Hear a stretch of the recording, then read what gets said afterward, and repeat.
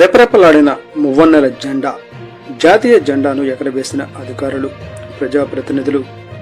మండల వ్యాప్తంగా 76వ గణతంత్ర దినోత్సవ వేడుకను ఘనంగా నిర్వహించారు.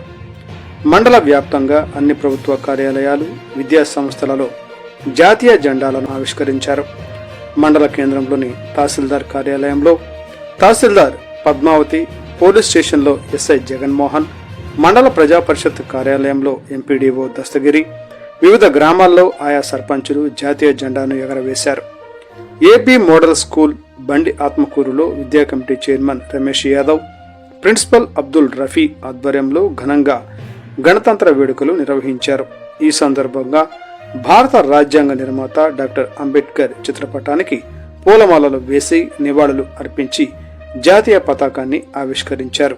ఈ సందర్భంగా వారు మాట్లాడుతూ, మన భారతదేశ పౌరులందరూ మనము ఇబ్బంది కలిగిస్తున్నాము కాబట్టి వాళ్ళంతా బ్రిటిష్ కాలంలో మనం నష్టం జరిగినందువలన మన సమర యోధులందరూ చేసిన స్వాతంత్ర సంబంధించిన యోధులైన వాళ్ళందరూ మనకి ఇది తెచ్చిపెట్టారు స్వాతంత్రాన్ని.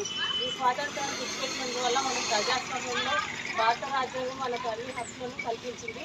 ఈ హక్కులలో మనం ప్రతి పౌరుడు మన స్వాతంత్రం జరుపుకుంటూ అందరూ ఈ సమాజంలో ప్రతి ఒక్కరు ఈ స్వాతంత్రాన్ని గురించి మనం తెలుసుకొని ముందుకు నడుచుకొని పోవాలని కోరుకుంటూ సెలవు. Good morning. ఈరోజు ఒక పండగ. ఏంటి పండగ స్పెషల్? సార్ చెప్పారు సిస్టంలో మనం ఎన్నో స్వాతంత్ర దినోత్సవం జరుపుకుంటున్నాం ఈరోజు.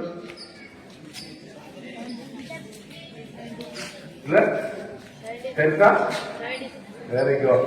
కాబట్టి ఈ స్వాతంత్రాన్ని మనం ఒక గణతంత్రంగా, ఒక రాజ్యాంగబద్ధంగా నిర్మించుకొని ఈ దేశ భవిష్యత్తు ఎలా ఉండాలి, ఎలా పాలించాలి, విధి విధానాలు ఏంటి, ఈ భారతదేశంలో సర్వతోముఖాభివృద్ధి చేసేందుకు మనం ఏ విధంగా కృషి చేయాలి అని ఒక ప్రణాళికాబద్ధంగా ఈరోజు మన రాజ్యాంగాన్ని నిర్వహించడం జరిగింది.